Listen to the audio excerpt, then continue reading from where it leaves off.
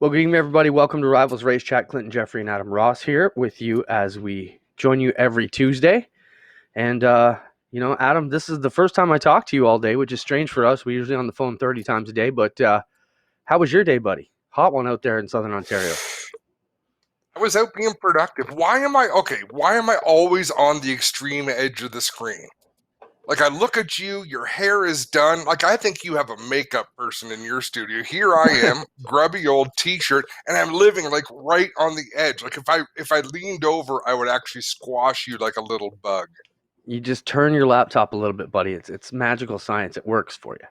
It's No, easy. when I look at Spencer is out to get me. Because when I look at my camera on my screen, I'm almost dead center. And on there, I'm off to the side. I get it now. You guys are trying to screw with me. You don't talk to me all day long on the day that we have our show. I see what you're trying to do, Clinton Geoffrey. Spencer, I think this is a conspiracy. You're in on it too. But you know Me what? and I'm going to Spencer rise plotted all above. day against you. Screw both of you. Just to be clear, last night when I spoke to you at 11 o'clock, the last thing you did to me was yell at me, and we fought and hung up on each other. So I figured we didn't have much to talk about today, so I left you alone. We haven't hung up on each other since last week. You gave me hell, and I said, okay, I won't do it again. I did. Come on, we man, did fight. But tell me I'm a jerk, and then do it. But don't just slam down the phone. Either way. We'll talk about our other quarrels later. We generally get along, everybody, though, if you didn't know. And we're here to talk about racing. So we've got some cool stuff going on. Go ahead. I know why we don't. Let's get to Brett Deo, and I'll explain my theory afterwards. But it's because there's no racing. Our bond is missing. But there is a man who is producing racing. And he was in, where was it, Maryland? I've never seen a dirt track that looked like it had a white picket fence in the corner, but Potomac, if I'm saying that right, had just that. Brett Deo is with us. We were working out some sound issues. They are all good, and I enjoyed the show, Brett. Look at that. I'm on the edge like you are. I got to move over. There we go. It's a conspiracy How's against it going, guys? Both of us. Great. How are you doing? Pretty good. It's getting busy for us now. We raced Potomac this past Sunday. That was after I had practice at Fonda Saturday. Then this weekend, for the first time ever, both of my racetracks are running on the same day. We have Georgetown with a full show headlined by Modifieds with a crowd. That'll be on Saturday. And then Fonda, we have 2 days of racing. The Crate Sportsman and the Pro Stocks are going to headline Saturday, then the Modifieds on Sunday. So we're pretty much back in business. The only thing we're missing is fans in New York.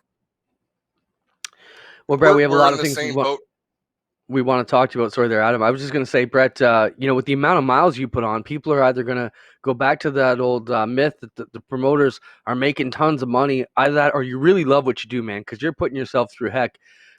For our fans up here in Canada, who are at least 6 hours from Fonda in most parts, let's talk about your drive. What you've got going on. You've got a tour that you run for those who are new. And, of course, if you're a modified fan, you know who Brett is. But for a lot of our asphalt fans up here in Canada, Brett runs a national tour that runs all over the place, based out of the Northeast. You've been all over the place, Brett, probably farther than anybody's been with your modified tour lately. But, you manage those two speedways. And what is the drive like? And we see it, but you give us the accurate. How far apart are the speedways that you're managing every weekend? They're actually 6 hours apart. This past weekend, I got up at 3 a.m. on Saturday. I drove to Fonda. I got there by 9:30. I stayed till practice was getting done at 8:30. Drove back, got back to Delaware at 2:30, and got up at 6. Left for Potomac and got back at 3 the next morning. So that was just this weekend. It's been pretty wild, but we had plenty of days off due to the virus, so I'm kind of happy just to be back out and doing stuff again.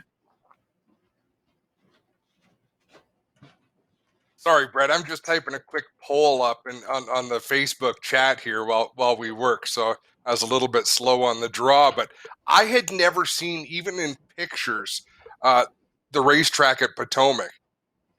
Is there any place in New York that you could compare that track to? That was unique. It was a wild little bull ring. It was a little bit like Woodhull, just a completely different surface. It had the red clay on it. I kind of called our last few races the Red Clay District because we hit Tri-County, North Carolina, Then we went to Cherokee, the place your mama warned you about. That was cool in South Carolina.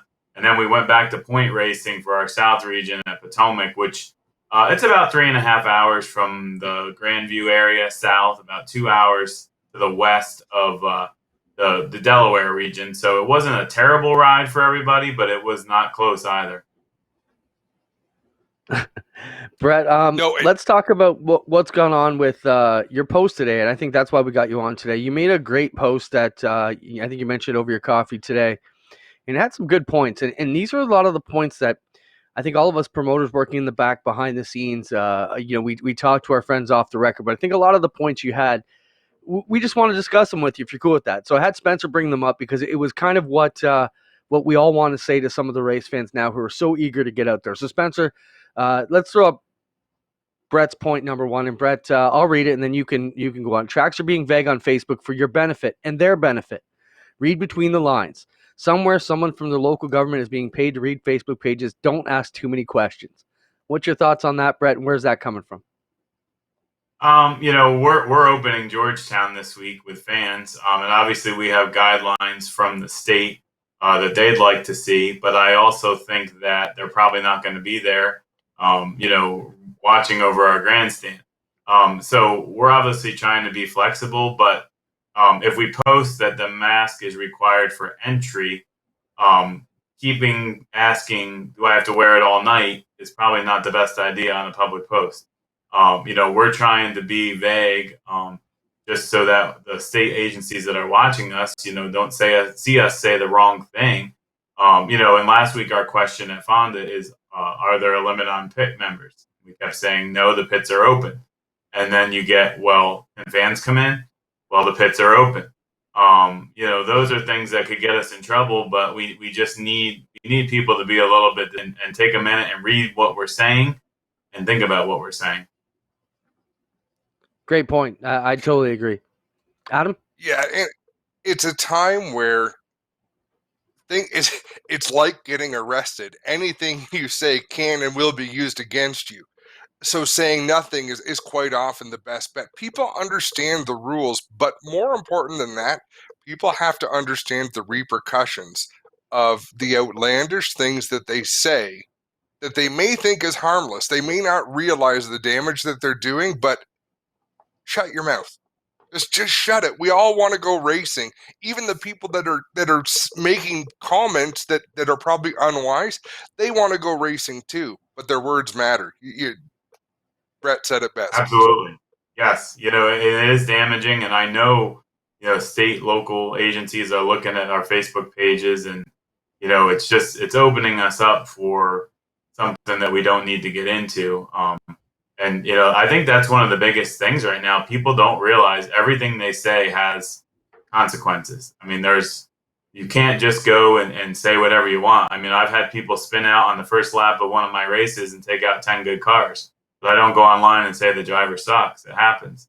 It needs to be both sides. We show respect to our racers even when they make a mistake, and our fans and our teams need to show the same courtesy, because what you post online, even read it, most of the time ends up screenshotted, and it does do some damage. Yeah, good point, Brett. Anything you post on social, it lives on even after you take it down. And you probably didn't think you'd get dragged into this conversation by your morning post today, but we're going to go through a couple more if we can. Spencer, jump up number 2 for us if you can, which is speedways and series in the South and up here. As we get ready to roll into our streaming season up here, where cars will be racing for real payouts starting this Sunday at Humberstone Speedway. Speedways and series in the South are charging big car entry fees, $50, $100 more, beside pit admission for every race. So far, the Northeast has avoided that. Be careful what you pay to race now, because it may not go away when the normal returns. And I think that goes both sides from a promoter's perspective. What we accept from the drivers and the things we let them do right now, and in the, if we drop our pants to give them a break now, that could become the new norm or what's expected, because, if you give a break, they're going to take a mile. So, up here, drivers are paying a bit more of a premium to get in. It's about $15 more over the average, but they do have a payout race. At least they're getting something, because we're totally locked down here, Brett. Any comments on number 2? I realized this more when we were going down south. I'm watching, our modifieds and sportsmen are coming in with us and paying a $20 temporary membership to race for 5,000 and 1,500, and then I'm watching a street stock pay $100 to race for 1,000, and got me thinking about how lucky our Northeast teams are.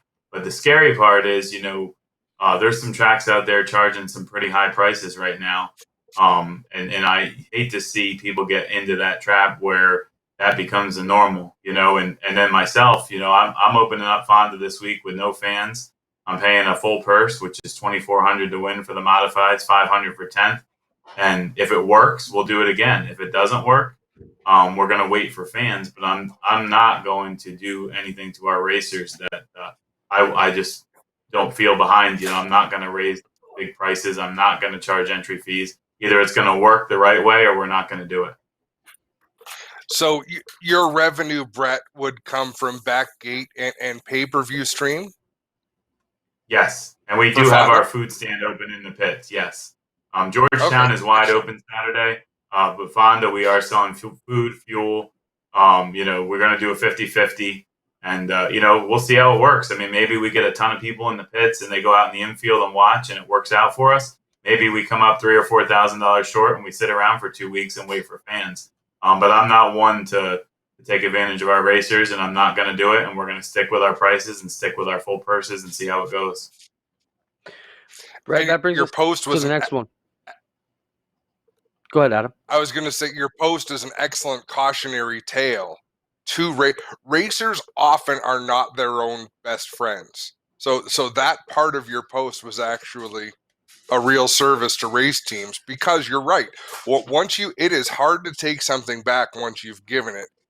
And that applies to a price tag as well for going racing. Like if a racer agrees to do it, it can be hard to take that back next season. Mm-hmm. Let's look at number 3, because number 3 brings up a good thing that's been debated up here a lot too. A $20 pay-per-view is not the same for a promoter as a $20 ticket. Tracks get less than half once everyone is paid, including IT support, production, bandwidth. Buying one live stream and broadcasting on Facebook Live is stealing. So, a couple of things there. First off, Brett, let's talk about the $20 pay-per-view and some of the economics behind it, because that's been thrown around up here in Ontario quite a bit, is, just do a pay-per-view and get them all to go. Let's talk about the economics of the pay-per-view a little bit, if you can maybe enlighten everybody, because you've done probably more of them than any of the other promoters have recently, because, DTD TV jumped on board with you in the early going, and you guys have really developed this over the past few seasons. Yeah, I mean, everybody's got to get paid. I mean, we've got camera crew, production, we've got IT support. If your feed isn't working, there's somebody to talk to.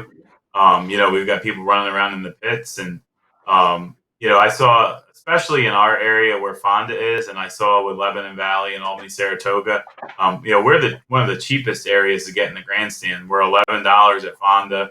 I think Howie Commander's still $11 at Lebanon, and the same at Malta. Well, now this week, we've announced a $19.99, I think it is, pay-per-view, and I think Albany Saratoga is doing the same thing. People are really upset about paying double what they pay to get into the stands. But the reality is that's probably only $9 or $8 out of that $20 to begin with. You can invite your friends over, have 2, 3, 4, 5 people watching it. You don't have to pay gas or tolls. You're not going to buy food at the racetrack. We need to make sure that we at least cover some of our expenses with the pay-per-view, both on the production side and on the purse side for the night's racing. So just because it's $20.99 or $24.99 when you run your credit card to buy it doesn't mean that the racetrack's getting that.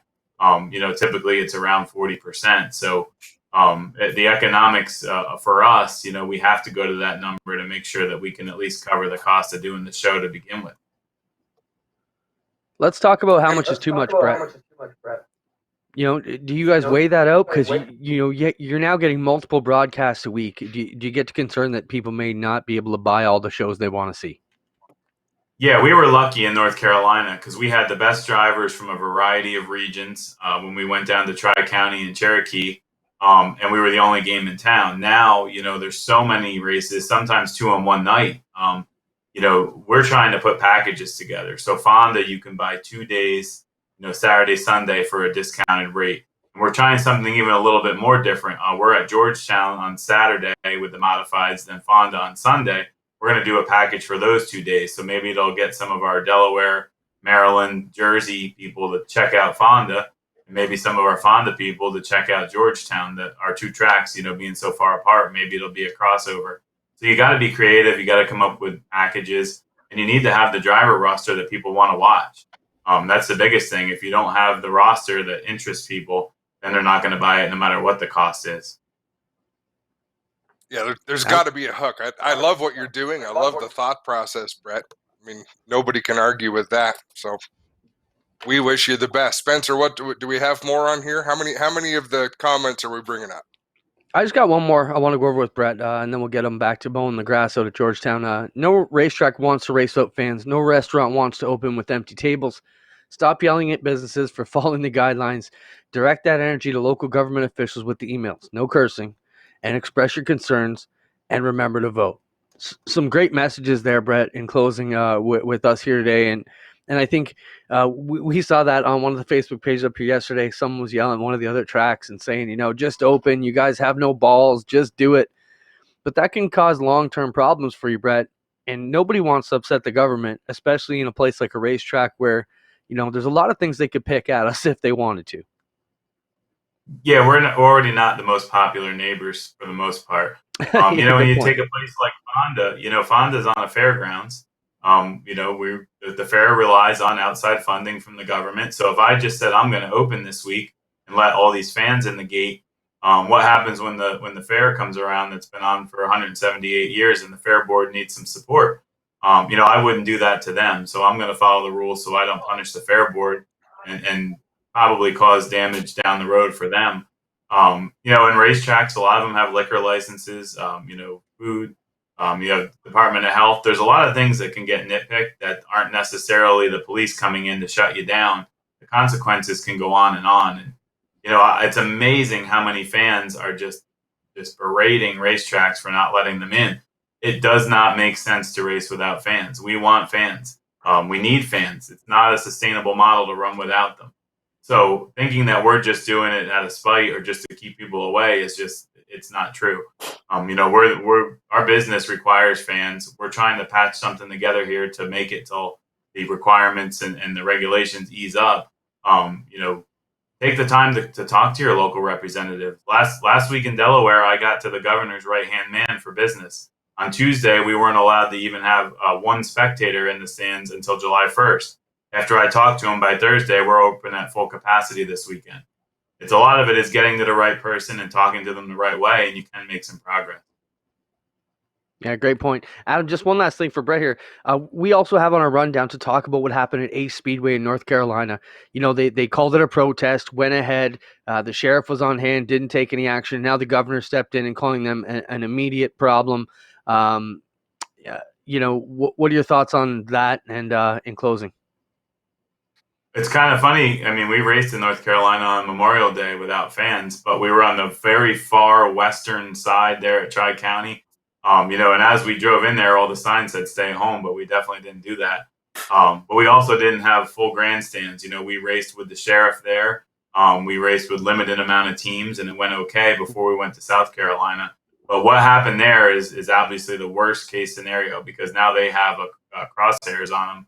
For the governor and the government, and God only knows what's going to happen to him from here on out. Yeah, and what's worse, every speedway in North Carolina is now under the microscope.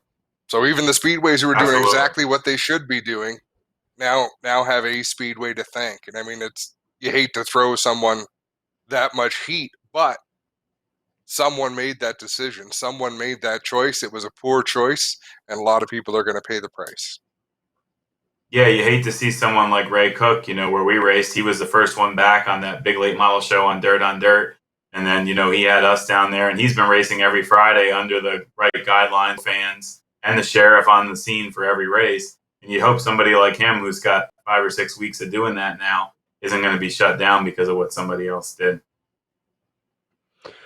Thanks for being with us, Brett. Last chance to plug something. What should our fans up here be watching for, and how can they get on one of your events? Well, this week, Fonda Speedway Saturday and Sunday, Modified Sunday, Dirt Track Digest TV. Also Georgetown on Saturday, wide open. And then we will be racing north and south for the series. next Tuesday, Big Diamond Speedway, the Modifieds, and the Crate Sportsman. So you can catch that on Dirt Track Digest TV, or you can be there. Grandstands are open for that. So we're back in business. We're ready to go. Just got to get New York to ease up a little bit, and we'll be full on for the rest of the summer. All right. Thanks, Brett, for being with us. I appreciate it. We pulled you off the lawnmower last minute, but you always bring some good value to the show. Thanks, man. Thank you. Thanks, Brett Dale, ladies and gentlemen, who runs the Short Track Super Series and a bunch of speedways down. And man, think about what he goes through. You know, we're trying to deal with one government entity here in Ontario, and Brett's probably got to deal with 4 different state governments in his daily dance, if you want to call it that. And I can only imagine. You think I'm miserable. I don't know how he's not ready to tear people's heads off at every turn. But he's doing great things. He's following rules. There's people you don't want to pick fights with, and he is obviously very cognizant of that. So doing good things by the racers. I think what I appreciate about Brett is, you know, he was a writer and kind of went into promoting. And, you know, we see race teams that build themselves up from a mini stock and now they're racing at top level. You know what I mean? You look at Brett and he's kind of done that from the promoting side, started with a very small event and now he's running national events all across the country and has one of the most respected groups out there right now. And I think the biggest thing I was impressed with Brett is, you know, right from the start, he said, we need to bring all these rules in. We need to figure out a rules package that will invite everybody, whether you're a super dirt car series car or a car from Grandview or somebody in PA. Let's figure out how we can get everybody on the track when they show up to race. And I think that's gone a long way to help Brett. Got a lot of credibility, and his series has really grown. So we wish him best of luck down there. Up here in Ontario, we get set to roll into Operation Green Flag, Adam. Super excited about that. It kicks off this Saturday. You know, Humberstone Speedway. And a lot of things have gone on there. There's been a lot of discussion about, you know, what's gone on in Ontario. Yesterday here, they just said certain parts could go to, well, I'm still confused. Is it 10 or is it 5 all across? My understanding of it is the regions that are still stuck in phase 1 are only at 5 people. Everybody else can go to 10 people. But, you know, that still brings in a whole group of things. And Spencer just mentions the whole province is 10, but there's still 10. It still brings up a discussion. 10 people for a social gathering, but I don't know if it means you can have 60 sets of 10 people. Like, I don't know if that pertains to competitive events. So personally and selfishly, I do not like moving to 10 people, just for optics. We want to provide. What I'd like to be able to show, Clinton, is pictures of how everything works at the races, to show how everything is neatly organized, responsible social distancing. Hey, government, let us advance to the next stage. What I don't want to see is people coming in with a race car who don't even get their hands dirty because they don't have a function on the race team, and they're sitting there gabbing with their counterparts and mingling. That the optics are horrible of that.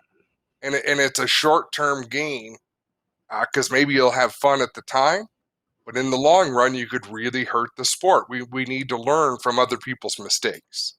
That's my opinion. I don't disagree, but you know, there's no way those teams aren't going to fill every 5 spots they can, whether the guys are getting dirty, whether they're hanging around. All we can hope to do is that I think that they, like everybody, like you said, the optics of it, you know, this is the chance to get out there and, like you said, show the government what we can do. We can do things smart, and we should be able to get back to business. The other side to it is it could go horribly wrong real quick, and nobody wants to be the one who was the reason why we went backwards in the racing game here in Ontario right now. And you know, we've got a lot of people watching. This Saturday is going to be a good test. And since this formula came together, so these are payout races, meaning everything is business as usual, as far as it can be without fans, which is not very business as usual. The places are ghost towns. We've seen it in NASCAR. Even when you watch any of the other sports, like, you know, if they try to do anything with no fans, it's different. But with that being said, G-Force, we're confident about what we can deliver this weekend and in the coming weeks. Races have continued to grow. So let's talk about, first off, Humberstone, Adam. This Saturday night, we'll be kicking it off. 7 p.m. Hot Laps will get starting our broadcast. We got to figure when we're going to kick that on, but images will start coming on your screen probably about 6:30, and we'll start the countdown. It is going to be a great show. They've got a ton of cars here, and if you're available on Saturday night. Make sure you log on to geforcetv.net. It's going to be exciting. 358 Modifieds and the Thunderstocks are going to put on a show. I was just given a list of the Thunderstock teams that have signed up, Adam, and we'll run through some of these names who have signed in. Tyler French, Jeff Roloffs, Brian Pichetti, Teeple, Casey Huffman, Rob Disher, Tyler Humphreys, Blake Bomberry, Ken Sargent, Tate O'Leary, Justin Ramsey, Jeff Bean, Curtis Damore. There's a lot of names that we haven't seen in this region. So it's going to be almost like a duel on the dirt, best of the best. And I've only gotten through half of them. Dave Bailey, Logan Schwedick, Mike Thorne, Chris Hale, Stephen Shaw Jr., Kyle Quinn, Brian Brady, Rob Murray, Barry Beck, Zach Bleach, Matt Newell. The list goes on and on. A lot of former champions there. Jason Fontaine, Barry Blanchard, Rob Hoskins, Clinton Nichols, Gord Grant, Jeffrey Larmont, Marcel Gaudet, Steve Shaw Sr., and Adam Plazic are the teams that are listed there. Quite a list. So if I wasn't excited about the Thunderstocks already, Adam, I'm pumped about that. We got some of the best cars coming out. They got a massive field coming out. I think we're going to be back to Thunderstock racing before you know it, and it's going to be exciting there on Saturday night. Your thoughts on the Thunderstock field we just rhymed off? It's an all-star cast, and I'm really pleased that we're going to be streaming it because these drivers deserve the recognition that they get. They're not the easiest cars to drive, especially when there's 25 other drivers out there bumping and banging and fighting for position. It's some of the best racing you're going to watch all year long. Yeah, some of the modifieds, I don't have a complete list so far, but you've got Fred Carlton, Gary Lindbergh, Matt Williamson, Dalton Slack, Darren Peters, Austin Woods, JF Corvo from Quebec, Mark Delario, Mike Bowman, Ryan Arbuthnot, Simon Harvey Perot, Steve Bernier, Tanner Podwinski, Todd Gordon, Tom Neal, and the list goes on David Hebert. Still no Pete McNeil? No Pete McNeil. I don't think he's going to be there. I just don't think they like to race at Humberstone. I'd be a little bit shocked that they wouldn't support this event, but, I don't know what to say. It's a bummer. They didn't come to the Australian races either. Yeah, you choose. I mean, everyone's got the right to choose where they race. It's absolutely true. I just think sometimes, no matter right or wrong, the choices we make in this industry is you're always making a statement. And I've disagreed. So you and I have disagreed wholeheartedly the last couple of weeks. We've had more angry phone calls than I can ever recall. But some of it is because even if we're not involved in a certain situation that's part of the races that we're going to be broadcasting, we're still involved. It still reflects on us, and that's what we've been fighting about. I think you should be there. I think if you're a modified team in the area, I think you should be there. I just think it comes for numerous reasons down to if we're stuck in this situation for a while, this could be the formula that works. And if it's going to work, it's going to need all the support it can get to get it going. Or this may be the one and done for 358s this summer, which we know it won't be. Might be two and done because we're going to announce another one coming up here shortly. But, there's not a lot on the plate for these guys. So hopefully they get out there and have racing and help get the divisions rolling. I love that some Quebec drivers are making the trip. I mean, that's fantastic. Just like Matt Williamson said when he was on the show, he was going to Cornwall, even though it's not the kind of money event that he would normally travel that far for, but it was the right thing to do. So good for him, good for them for coming this way, and it should be fun. I think a lot of guys may also take a look at the list of the drivers and realize, there aren't a lot of heavy American hitters in there, and it may entice them to make the drive a bit better or make that choice a bit easier for them to come this way. Because you've got the Niagara guys to battle, and some of the press have been saying it'd be a great chance to see the East versus West here in the 358 division. So hopefully they come out and support Dave, and he gets a great deal going. We're excited to be there producing the show for them, and that'll be live Saturday night for free on GeForce TV. Let's just clear up a couple things with the Rev situation, Adam. So Rev TV Canada is switching from Mav TV to Rev TV. We had a conference call with them again today. So there's been a bit of miscommunication. GeForce is hosting the events live. All of the events of Operation Green Flag will broadcast live on free stream to the world for free as they happen. Then the footage will be turned over and packaged to Rev for them to put in a primetime broadcast. Right now, tentatively, we're talking about doing it the following Thursday. So at 9 p.m. prime time, coast to coast, which would be amazing. And that'll be the same for the whole string of Operation Green Flag. So we basically have 6 or so weeks together now of Saturdays where we're going to be racing and providing free coverage here to the fans from around Ontario from a variety of racetracks and divisions coming on. So we'll talk a bit about those. First off, as we mentioned, is 358s and Thunderstocks at Humberstone this Sunday. Then we're going to move into Flamborough, which is going to be Saturday, June 20th. And Spencer, we've got our flyer up for that. Mission Flamborough, Pro Late Models and Canadian Vintage Modifieds. And Adam, they've done a great job. The Pro Late Models have been signing up fairly quickly, and the Canadian Vintage Modifieds filled up their field right away within a day or two, which was super cool. And I think to take two of the divisions that have been a huge part of Flamborough's history and put them on, first G-Force TV Live and then sending the footage off to Rev for coast-to-coast coverage, I think is super exciting from a place that is going to be awesome. And Flamborough in the afternoon is a great place to be, and super excited about a 2 p.m. race.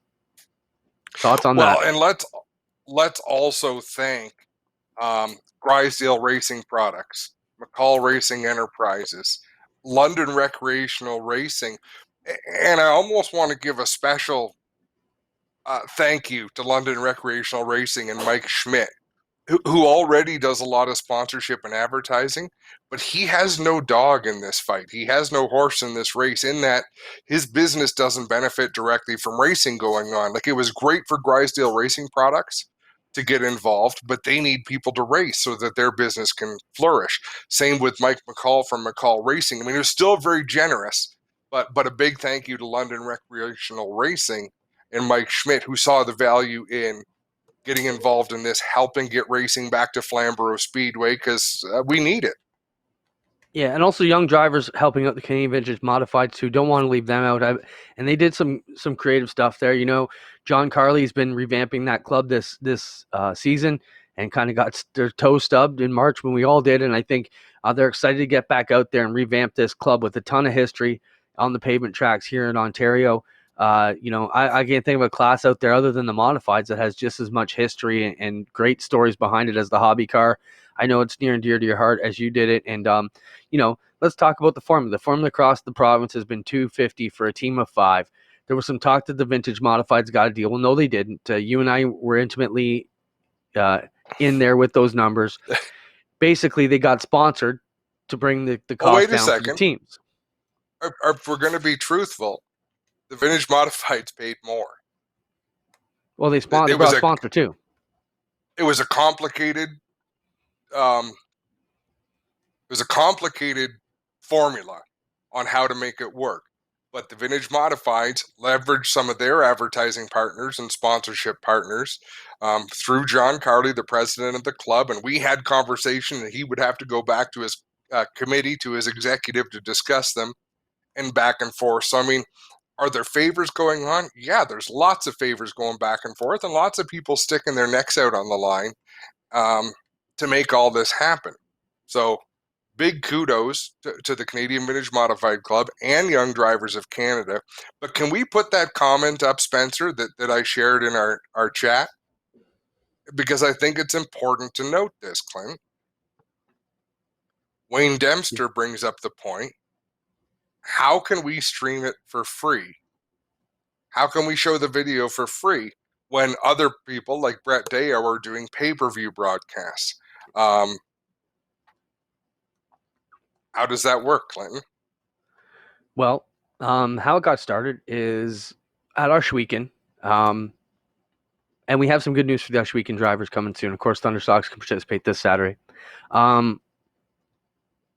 We got asked from Humberstone and a couple of the other tracks, when this whole COVID situation first got started, we all got locked down. Can we do a stream outside of our Weekend? Because we basically, I don't want to say perfected it, but we've gotten good enough that we made it to live TV and didn't change anything to go to live. So our stream is pretty kick-ass with a guy like Spencer at the controls for us, and a guy like Glenn Steyer's helping us with the equipment and to invest in the program and make sure that live stream. So we have taken the band on the road a couple times before. We have live streamed our banquet twice from Carmen's in Hamilton, which showed us that we had the ability to do something live twice and stream it with our team and our equipment and make it work. So then we reached out to Spencer. We came up with a budget of, few $1,000, let's say, is right around where it is to make this happen. We told the tracks it would be $3,000. So they would have had to come up with another $3,000 in order to give it away free. Versus a pay-per-view, which, as Brett said, the track only gets a certain percentage of that. As we figured out, we'd need hundreds of viewers to even get back what our costs would be. So it made more sense for us to get it sponsored or get it paid for by the track. Well, when this all came together, then we went to Rev TV, who we're dealing with as part of our Oshweek All North Race brand and everything that we've got going on there. We explained to them, hey, there's some live racing coming up. You're rebranding your channel here in Canada. This is the only live racing happening anywhere other than basically NASCAR right now. You should get on board with this and we can turn it over to you. So we reached out to some of our partners, let's call it that. And they're a little bit nervous about getting behind an untested project, but they said they would get behind it and make it work for us. So basically the 3,000 is covered by the network and their supporters for the track. So to make a long story short, the tracks get our services to stream it for free. We turn the footage over to Rev TV for a primetime broadcast, and everybody kind of wins. So we're excited about that.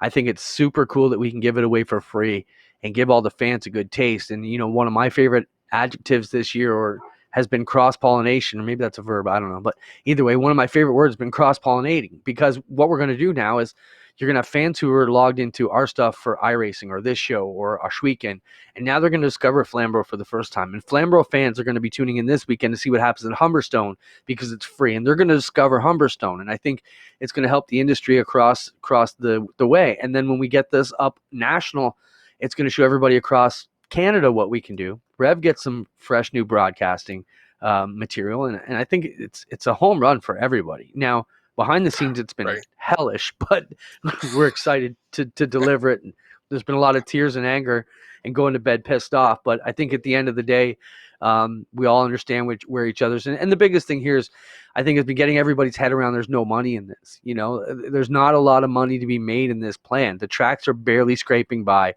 The drivers are barely scraping by. We're scraping by as a network. But together, we are getting the engine of our industry going. And I think for a lot of our long-term partners and some of the bigger folks that we were trying to bring in, look at Oshweek, and we've spent the last 4 years since I've been full-time manager of trying to court the biggest, baddest businesses we can in the world. And now that's all stopped right now. So, we're all kind of stumbling. We got to figure out a way to make this work. So, to be able to take ours on the road, I think our team takes a lot of pride in being able to help the other tracks. Like I said to you guys today, it's a lot of headache, guys, but we are delivering something here to our industry and to our sister tracks that we're going to give them live TV, or not live TV. I got to stop saying that. National TV coverage, live, free to the world. And then you can watch it free for your sponsors on TV the following Thursday is the plan right now. So that's the long of it. But I think we're excited about it. Absolutely. Gerard Mayer just made a post, Spencer. And again, if you can share that, because I think it's important for us to recognize both sides, all sides. So Clinton, for years, we've given away the broadcast from Oshweekend Speedway on a Friday night. And people say, how the heck can you do this? Because we want people to watch our sport. So now we get to take that same philosophy to other racetracks and share it with them, because they're in a different position. They're in a position of need. They need to get their product out there, so we can kind of bring our mentality into their show to put some eyeballs on it. But I think it's important for what Gerard just said, and I don't know if you're able to get that up, Spencer, about, yes, promoters from Cornwall became very upset with him for sharing the free racing in their posts. We don't want to disrespect anybody. I'm all for the promotion team at Cornwall charging for their broadcasts, and I hope they're able to make money. I hope they're able to keep themselves afloat by it. It's just not the business model that we have put together and presented to Flamborough Speedway and some great advertising partners there. So I do think it's important. We don't want to bash other places for trying to charge for their product, because I believe racing is a product worth paying for, but it's just not how we envisioned it. And you argue week after week through the summer, attendance is on the rise at Oshweekend Speedway. Attendance numbers are growing while we are giving the product away for free to watch from home. Yet still people come and buy tickets and pay to see it. Yeah, I think I get why Cornwall wouldn't want you out there. They're trying to charge for their product, and we're giving ours away for free. So they don't want those comments on their board, and I can understand it.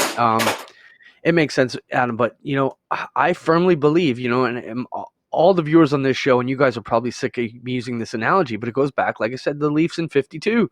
CBC said, let's put it on for free to the country on television, this new medium, and the Leafs probably said, are you nuts? We won't sell any more tickets on Saturdays if we give it away for free. And now look at where they are. They can't have enough Saturday games because they got 20,000 people every week trying to get in there.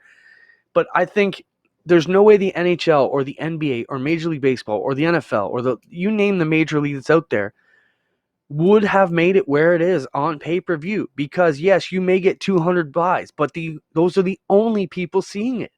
And our sport needs to be seen. It needs the help it can get. So I have been so thankful that my boss, Glenn Stiers, when we started talking about this, free all the way.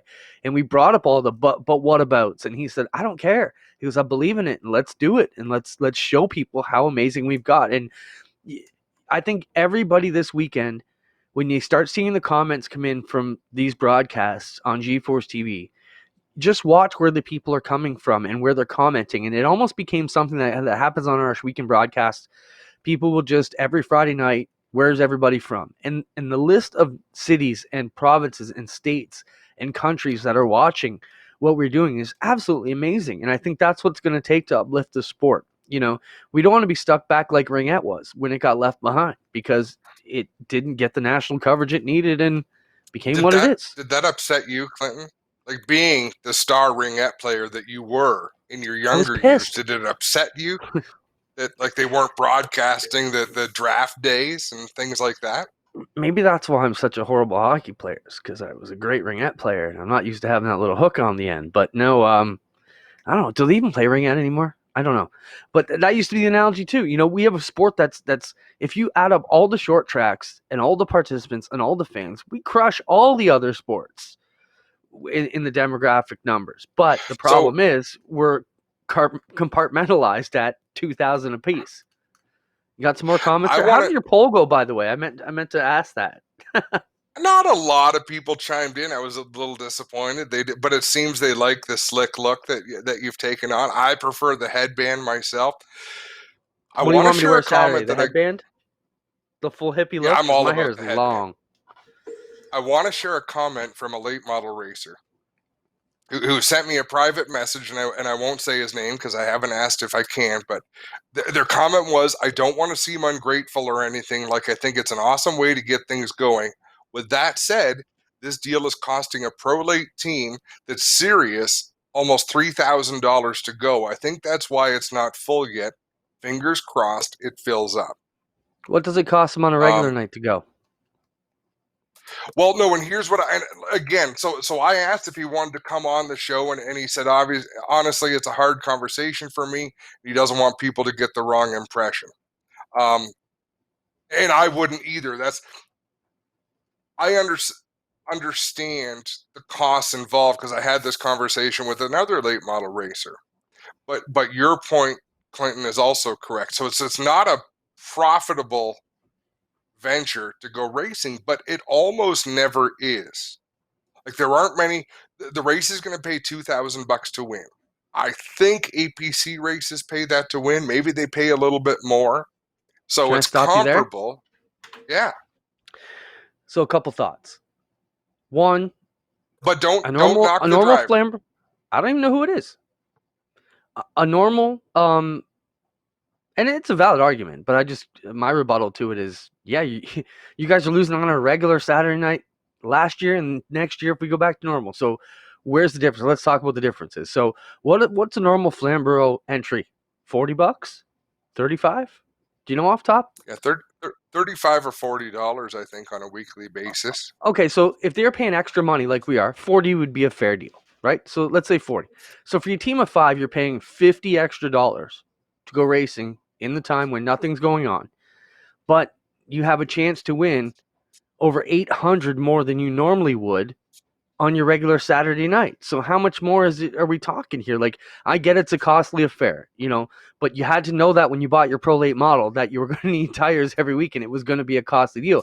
So yes, it's a costly affair. Yes, admission is more for this event, but I guess my question is how much more? We're talking about a $50 difference here, and you're getting paid more than you normally would on a regular night. I think if you finish in the top 20, I think you're making 250 back. So, which you normally get 200 on a regular night. So if you can finish in the top 20, it's basically a wash with the potential to win a lot more. So my argument is, yes, it's costly, but so is every Saturday for you in that division. Am I wrong? Yeah. No, you're not. And I get what you're saying, and I get what this driver's saying. I just want to read. They just sent me another message. Tell Clinton to shut up. Is that what it is? No. Like I say, it's super respectful. It's just different sides of the same argument, and we're all on the same side because we all want to go racing. But the choice is, you can pony up a bit more and come out and do what you love, or you can sit on the sidelines, and then when it doesn't work and no other races are scheduled for the rest of this year, it's cool. You saved your. But I'm just saying that's the reality of it. I'm not trying to be a prick, but that's the reality. If 18 cars show up and John loses his shirt, there will not be any more Pro Late model races at Flamborough the rest of the year. That's a black and white fact. But the fact of the let's be factual. It doesn't matter if 18 cars show up or if 26 cars show up in terms of profitability for the track.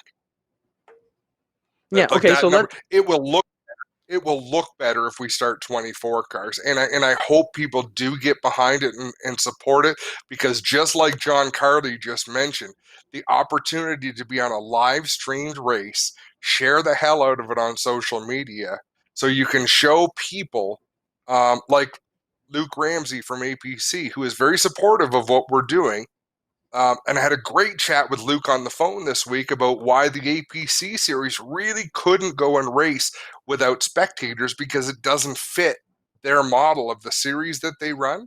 But he says, Adam, I'm going to be watching. I'm pulling for you. I want this to work. Putting the live stream out there and then putting it on a national broadcast. I'd love to see this extended next year when things are normal and people can go to the races and say, look, we're still going to have this tour. We're still going to go to Flamborough Speedway on a given date and Humberstone Speedway on a given date to put you drivers on a national level, because there is value in that. So I get the argument to say, hey, these are pretty expensive toys to bring out and pay $250 to race. Our argument, Clinton, is you're spending money anyhow each and every week to go out and race. I don't see why this is entirely different, but I respect their right to have that choice. And this is coming from a driver, Clinton, who is signed up for this race, who is going to compete on June 20th, and who has already paid their entry fee. So yeah, and I fully get their side. Make that argument. I fully get their side of it. And that's exactly why when we did the math, we realized what it was going to take at the back gate. That's why purses are increased. That's why it isn't $1,200 to win. That's why it is $2,000 to win, because they've gone out and got some help for it. So that is round 2 of Operation Green Flag. Anything else we want to touch upon in Flamborough? Because we want to touch on some of the other exciting announcements we've got coming up for this series. Adam's still typing away there, but I think the Flamborough deal is good. It's going to be exciting to see. We also think there's a lot of drivers who are on the hook right now, or on the fence, Adam, waiting to see what happens with the APC. They're waiting to see if Luke pulls the trigger. Do they have a race before this deal comes up? Is anything going to get announced? And I think that'll have a lot to do with what happens. I also think how things come off on Saturday at Humberstone with everybody watching, and if they they feel that bit of buzz going on, and hey, next Saturday that could be me out there being watched by everybody as we sit around the fire and enjoy cold ones, and I could win that race. I think you'll see some more guys sign up. I'm quite confident that if things go well Saturday, John's phone will be ringing Monday morning with teams to fill out the roster. Not concerned about that. Neither are they, as we moved into another event. So the third round in Operation Green Flag is going to be at Merritt Speedway, and that will feature the Sportsman, the Mini Stocks, and the Action Sprint Tour, Adam. And as the guy behind the Action Sprint Tour, I'm super pleased to announce that our guys were the fastest to sign up. We signed up 28 cars in less than 20 hours and sold out the Merrittville pit. So the crate guys, they're not worried about the money. They just want to get out there and race. And in fact, got to send a shout out to Brett Stratford from WeldStar who topped up the purse to make the crates jump up to $750 to pay. And then OSR, Shweekin Speedway Racehorse, jumped up and threw in $250. So now the crates will make $1,000 to win. And they've sold out 28 spots, which is exciting. The crates, sportsmen, you expect them to fill up fast as well. There's a good crew of them between Humberstone and Merrittville and some from around the eastern side as well. And, so that's a 3-division show. And, of course, the mini stocks are going to get their kick at the can. So those are 3 of the Shweekin divisions have gotten to race. And then, so any thoughts on that, Adam? We talked about getting the crates into a race. I think you're going to see at least one more race come down for the crates. Most likely at Humberstone. We haven't decided on a date yet. But, what are your thoughts on Merrittville there on the 27th, Adam? I think it'll be a lot of fun. I think it's another thing that you and I were at odds at initially. Just in that, what do you do with the sprint cars, which are an Shweekin product, right? We want them to be showcased at Shweekin. That's where they belong. But with that not being an option, I think it's awesome that Don Speece at Merrittville is picking them up and taking them on. Yeah, so we're excited about that, and then these next 2 ones on the rundown, Adam, we haven't gotten to yet. They just were announced yesterday. Some officially, some not, but it's happening. So Saturday, July 4th is going to be Flamborough with the super stocks, pure stocks, and mini stocks, I believe. And, we'll be going back there for our second time. So excited to get back there, show off some of their other divisions. And then Saturday, July 11th, Merrittville has agreed to come back with 358 modifieds and 360 sprint cars. And the first sponsor to sign up for that is John Brush from Corpac. Called me and said, "Hey, man, are we getting any sprint car races going?" I said, "Funny you ask, because they need a sponsor." And John said, "I'll get behind it." He said, "I haven't been out to the casinos, I haven't been out to hotels, and I haven't been out for dinner with Wendy in a long time." He said, "We've got some money, and we haven't had to buy tires for the super modified team we sponsor, Oswego." So he's going to get behind it. And the first one to step up will be John from Corpac. They're going to support the entire series of Operation Green Flag, and most specifically the 360 sprint car race at Merrittville on Saturday, July 11th. And that is going to be a blockbuster card, Adam. 2 of the top divisions on dirt here in Southern Ontario, the 360 sprints and the 358 modifieds. That's a star-studded doubleheader right there. Well, and good thing sponsorship stepped forward, because this formula is not very friendly to multiple premier divisions, Clinton, as you know. So it's tough to put these shows on. So a lot of people stepping up for the sport that they love, and we appreciate it. And hopefully they have a great time. I'm going to enjoy watching it. When you do the math here, there's a few divisions that are in trouble when it comes to these events and need help. And it's not that they're in trouble, but the Pro Late models on the pavement, the 358 modifieds, and the 360s. Their natural purses every week are just way beyond the math that this formula at the back gate. And the quick math is 24 teams at 250 is $6,000. Well, their purses all start around 9 or 10. So you're already $3,000 in the hole before you even agree to have a race. So that's where the sponsorship needs to come up. That's where guys like Grisdale, London Rec, and McCall came in to help, them guys out at Flamborough, the prolates. And then, this Saturday at Humberstone, you're going to see us talk to a whole bunch of guys. And I don't want to leave any of Dave guys out. I know some of the guys were Walters Excavating, Peters Construction Group, Attar Metals. The list goes on and on of people who are behind Dave, and we'll have all of them up, of course, on the G-Force broadcast on Saturday for them. But they needed help to get the 358s to the track. And, they're going to need a lot of help to get the Merrittville one going. But Don is determined to go.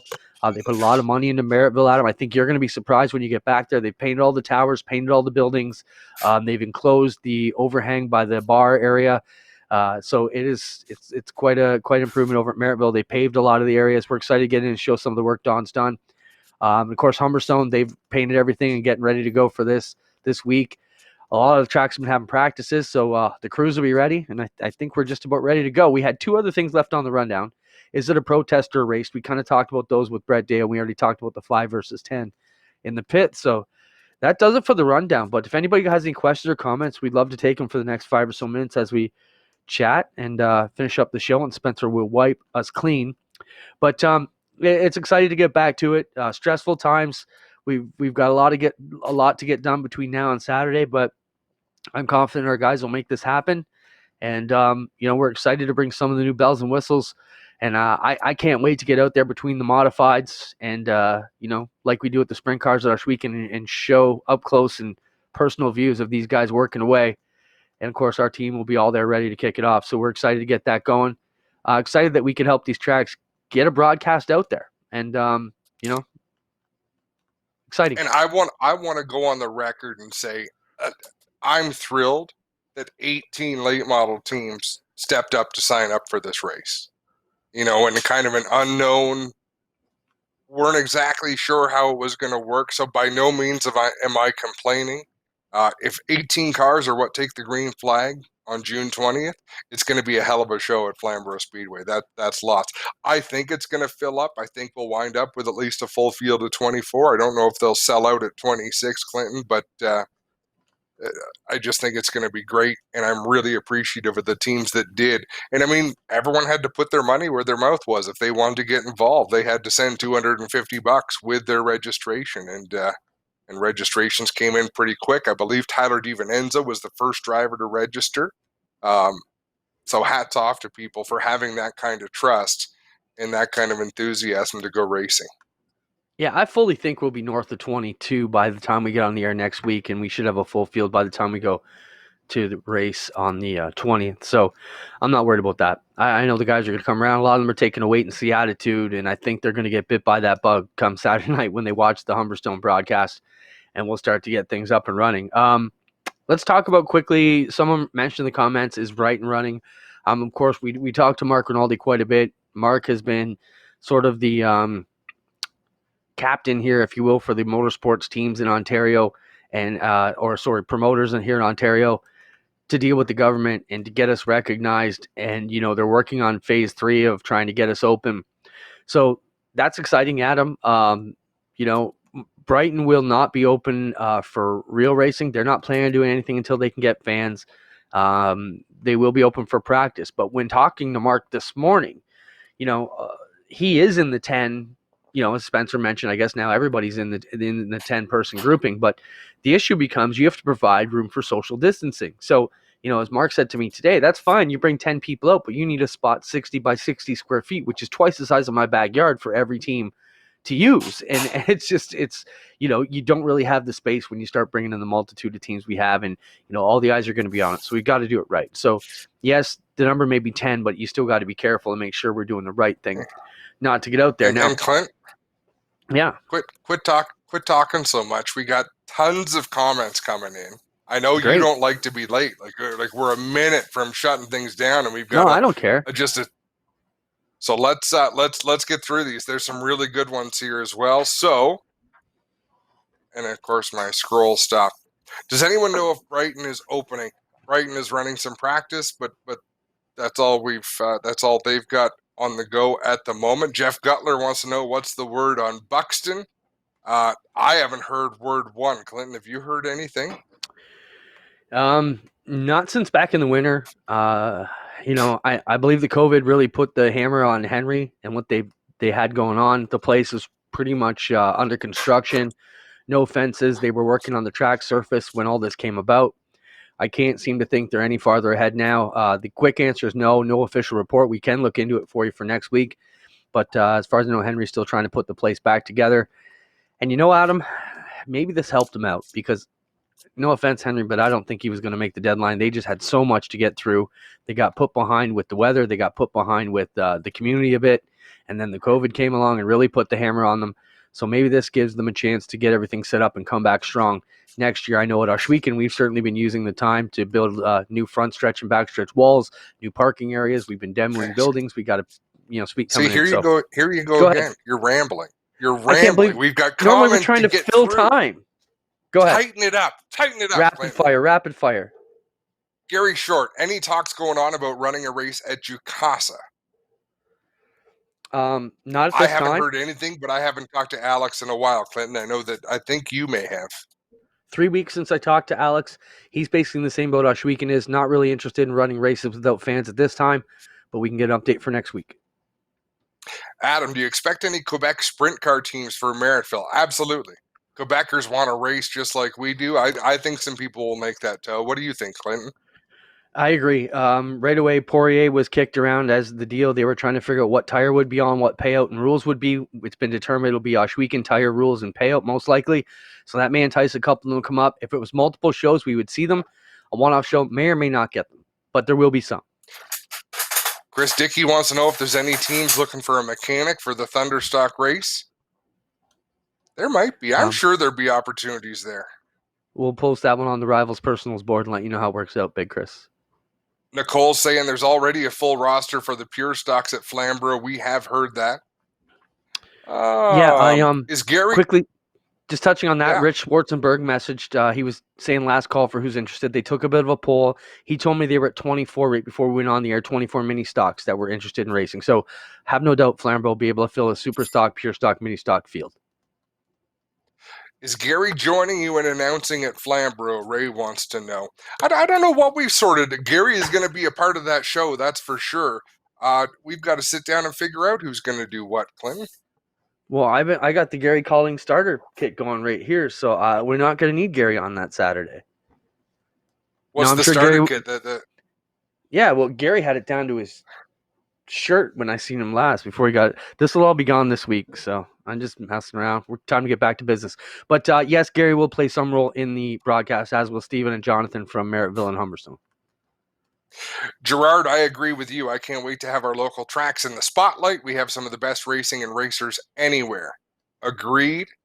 Link Harrison he's lobbying hard. He's looking for a ride in the vintage modifieds. Wayne Dempster asks, is Gary Elliott still racing at Flamborough? No, he has moved down to Nova Scotia, in fact, so I don't expect to see him at Flamborough. And as we roll on down, Jim Irvine, great show. Thanks so much, Jim. Gary Calling asking, can we do an open wheel show at Flamborough? Gary, you run the place. You can do whatever you want. We gave you the math lesson, Gary. Get the calculator out and work it out. That's it. We are caught up on comments. No, you didn't. Aaron says he's got burgers that are almost ready on the barbecue. I wasn't going to tell you that in case we go. I didn't want burgers left for you. Chenoweth just put up a good comment there. It says, come on, late model teams. Anything less than 26 is unacceptable. We need to support these folks putting this on for the sponsors and all of them. So that's great. Super excited to get everything rolling. And Saturday, it all kicks off. Are you ready, buddy? It's going to be awesome. Clint, this is like my upbringing. I go to dirt races and asphalt races and go-kart races and road races, and we get to do all of that. Week after week, we're going to present some amazing racing, and I'm with Gerard. I'm with the rest of the gang. I'm really proud of what we have here in Southern Ontario and throughout Ontario. We've got a great racing scene, and we're going to get to show that off, and the drivers deserve it, and I hope they enjoy it. And I hope the teams understand what a huge responsibility this is and take it seriously, and we can get back to our racing sooner than later. No, great point. I think with that, we'll wrap up tonight's show. Thanks, Spencer, for everything you do. He's got a workload ahead of him as we get ready to roll in, and he'll be producing all these for us. So if you see Spencer around or send him a message, let him know how much all you race fans appreciate all the work he does. We can't thank him enough, but we do pay him. So thanks, Spencer, for everything you do, for being with us and making us look as good as you can. Thanks for centering me on the screen by the end of the show, Spencer. That meant a lot to me. All right, awesome. Thanks, guys. Spencer, Adam will be fighting before you know it. Thanks, everybody. Watch. We'll be smiling on Saturdays. We get to go live from Humberstone Speedway on GeForce TV, 7 p.m. Eastern. Don't miss it. We'll be there.